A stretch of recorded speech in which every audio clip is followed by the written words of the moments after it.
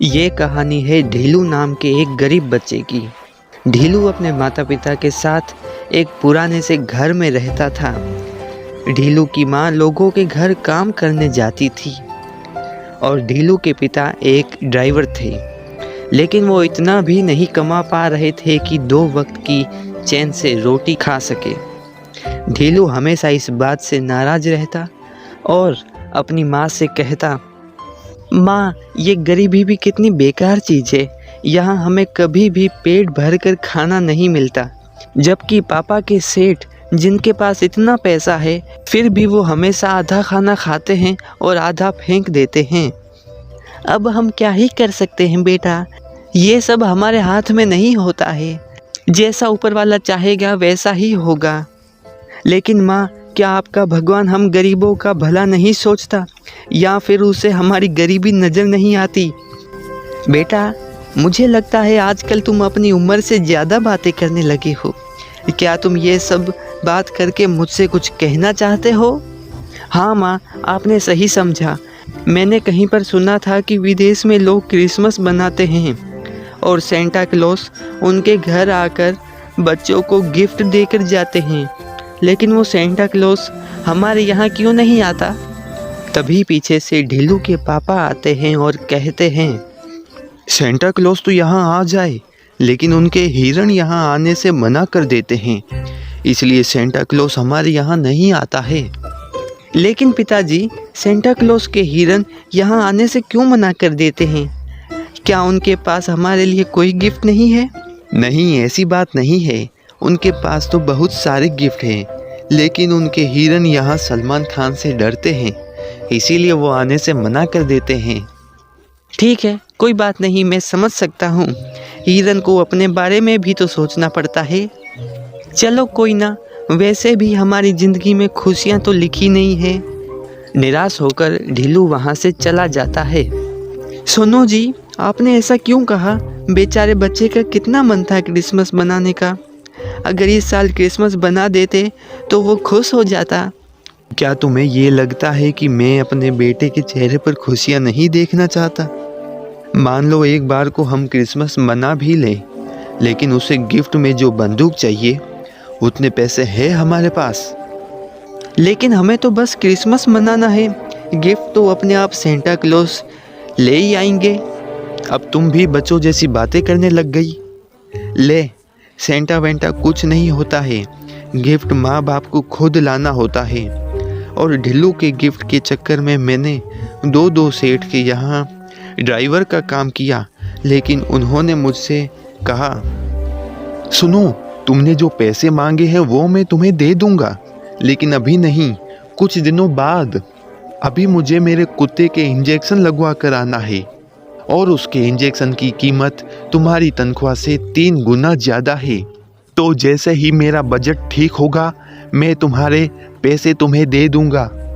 देखो, ये बात तुम भी जानते हो और मैं भी कि तुम 2 जगह काम करते हो, और तुम मेरे यहाँ पर काम करने बाद में आते हो, जिससे तुम्हारे शरीर में शक्ति कम होती है, और तुम मेरी गाड़ी भी ठीक से नहीं चलाते हो। इसलिए मैं तुम्हारे आधे पैसे काट कर तुम्हें 300 रुपये देता हूँ। क्या तुम्हें इससे कोई तकलीफ़ है? नहीं, तुम्हें तकलीफ़ होनी भी नहीं चाहिए।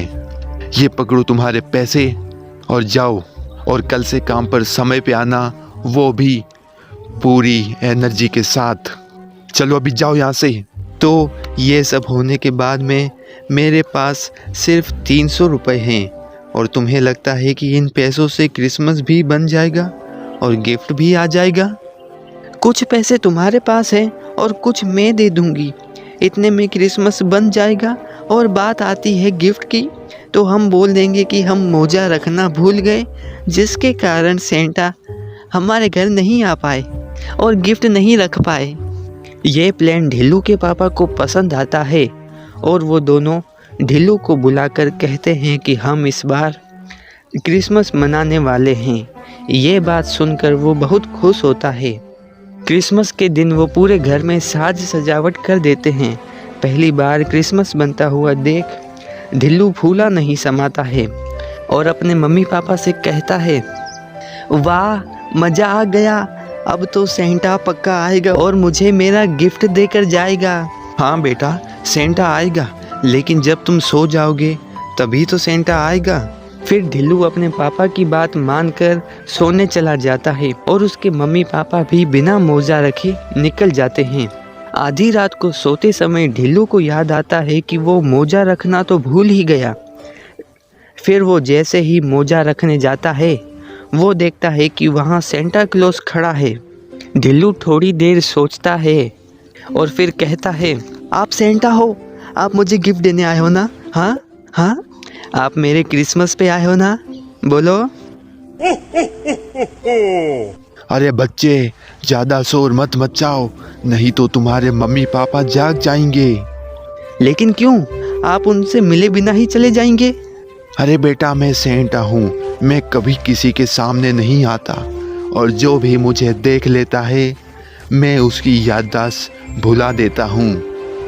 तो क्या आप मेरी भी याददाश्त भुला देंगे? अगर आप ऐसा करने वाले हैं तो प्लीज़ प्लीज़ पहले मुझे मेरा गिफ्ट दे देना। गिफ्ट तो मैं दे दूंगा, यही तो काम है मेरा। बताओ बताओ, क्या चाहिए तुम्हें गिफ्ट में? मुझे कुछ नहीं चाहिए। क्या अभी तो तुम कह रहे थे कि प्लीज़ मेरा गिफ्ट मुझे देकर जाना, तो अब क्या हुआ? क्या तुम्हें तुम्हारा गिफ्ट नहीं चाहिए? गिफ्ट से भी ज़्यादा ज़रूरी है हमारे घर की खुशियाँ, और आज पैसा ना होने के बावजूद भी मेरे मम्मी पापा ने मेरे लिए ये क्रिसमस मनाया, तो मेरे लिए यही सबसे बड़ा गिफ्ट है। इसलिए आप मुझ पे इतनी कृपा करें कि हमारे परिवार में खुशियाँ बनी रहे।